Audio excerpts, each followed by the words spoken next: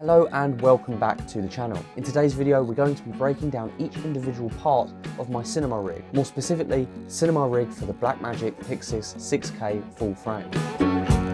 When I first started out with the Blackmagic Pocket Cinema Camera 4K, like a lot of people, I struggled with how to rig it because it's a camera that, again, you slightly do need to rig. And I think the same can be said about this Blackmagic Pyxis. So in this video, I'm going to show each item, what each item does, how much it is, and how it can help you with your cinema rig.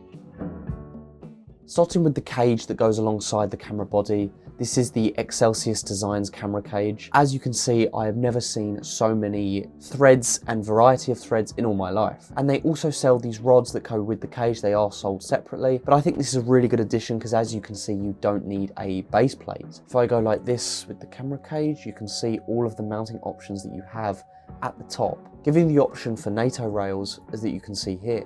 Going back to the rods, you do have a long rod here and a shorter rod here for the back, or you can switch them around so you can have the shorter ones along here or the longer ones back here. You can also have these rods that can attach above here as well if you want to have the rods on a higher mounting point up here like that. What this cage also does really well is give you the option to mount the back of the camera. If you don't use the Sony batteries that's used to power the camera internally, then you can just put more mounting options here. I have a shoe mount attachment here, even though there are shoe mount attachments there, and one on the other side there as well.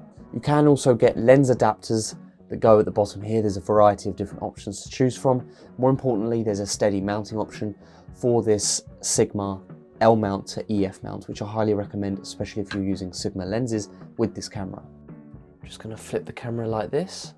You can then see you have even more threading options here and threading options there for, again, using handles for vertical content, and an Arri style Rosetta plate. And you can have this screen protector that just slides in there if you want to protect your Pyxis monitor that's on the side of the camera. You can just put that there and it's a nice little protection. You can even screw it here and here if you wish to screw it, but I use the monitor so much that I prefer to just unscrew it like that. The first piece of the puzzle when it comes to this camera cage is Newer's top handle here. This is from Newer, so it's very affordable, and it has this nice soft grip here. What I really like about having a NATO rail on top of the cage like this is the fact that I can just screw it off like this with ease and not have to keep, unscrewing it and screwing it.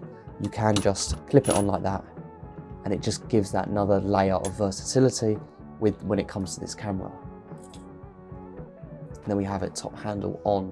We have Small Rig's cheese plate here and V-Locks attachment, which you can just attach onto this V plate, and having a 15mm attachment rod here, which goes underneath, which you can just screw on here. If you see, I'm going to put it on like that. The two external batteries I use for this camera is the K and F battery, which you can see tells you the battery percentage, which I really like, which my second battery doesn't actually do. The other battery I have is this battery from Amazon. I don't really know what this brand is, to be honest with you, but it's the battery that I used for my Pocket 6K Pro and the Blackmagic Pocket 4K. You do have the lights here, but they're never an accurate representation of the battery, which is why I choose this one over this one.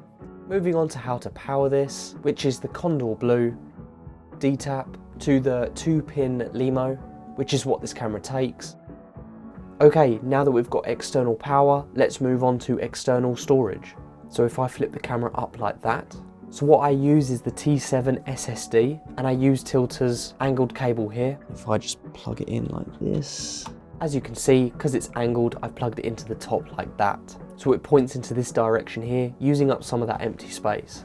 Now with this, as you can see, the SSD is quite large, but I have seen people mount it directly to the cage.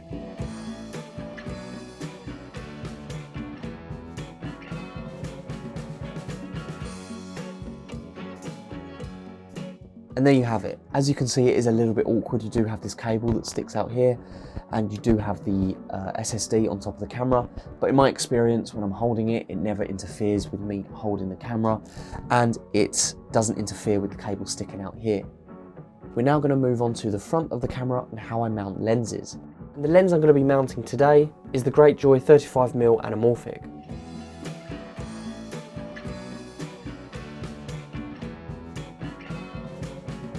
This camera doesn't have internal NDs like the Pocket 6K Pro did, which is why I've got the Tilter Mirage matte box, allowing me to put a ND filter in the top there.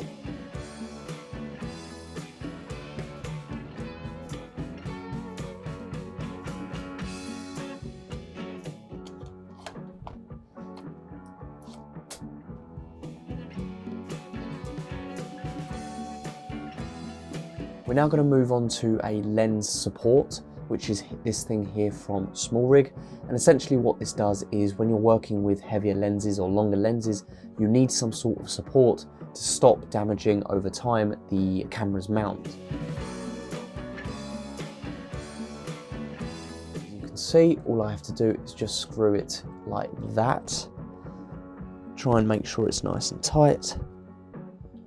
And then I tighten that as well. And basically what that does is just give a bit of support in the middle of that lens. In my opinion, it's something that I really like to have on. I don't like the idea of a heavy lens, a longer lens, being loose and just doing wear and tear on that mount there. Now back to what I mentioned before, which is the tilter follow focus. If I attach that to this here,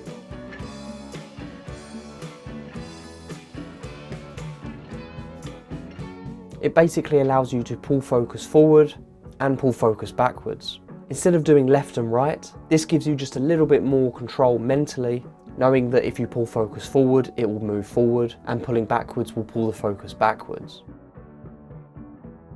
And finally, we have the 7-inch Shinobi monitor. As you can see, it's a very large monitor, but I think when you're dealing with cinema rigs, it is appropriate. It is not appropriate, however, when you're doing small time events or something where you need to be quite run and gun. But this monitor is really handy to have and works perfectly as a director's monitor because of its size. Alternatively, you can attach SmallRig's magic arm. It just gives you a lot of flexibility on where you want the monitor to be in relation to your camera mount. This is pretty much my cinema rig in its completest form. Obviously I have not attached the monitor, but normally I would. So I'm going to move on to situational attachments. These two items here work really nicely with each other. You have the shoulder mount from SmallRig, which simply attaches to these NATO rails here, so you can have a nice shoulder mount. Then you have SmallRig's handle here, which attaches at the front of the camera, allowing you to have that extra bit of grip when it comes to shoulder mounting. This here is the side handle, which uses that Arri Rosetta plate that I mentioned earlier. I haven't mounted that onto the camera because it would be a little bit awkward to show you guys at the top angle here, but normally I would have this attached all the time as it gives you a bit of grip on the right hand side of the camera. I have a HDMI to USB-C when I want to mount a HDMI only monitor, especially a smaller monitor when this is completely de-rigged. With the monitor that I mentioned earlier, you will need an SDI because I found out that this USB-C to HDMI doesn't work with this Shinobi monitor. So if you do decide to purchase this Shinobi monitor, do not rely on the USB-C, rely on SDI. And also Google SDI protocol because there is a specific way to attach an SDI to a monitor, to a camera like this, because it will, if you do it incorrectly, it will blow out the SDI port. So please make sure you look up SDI protocol.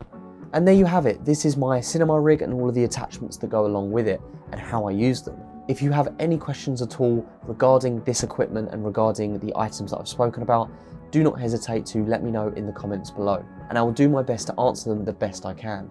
I know it seems rather complicated when you see it all attached, but to be honest with you, rigging this camera is extremely straightforward, and it didn't take me long to learn what is needed for this camera. That's everything for this video. Thank you so much for watching, and I'll see you in the next one.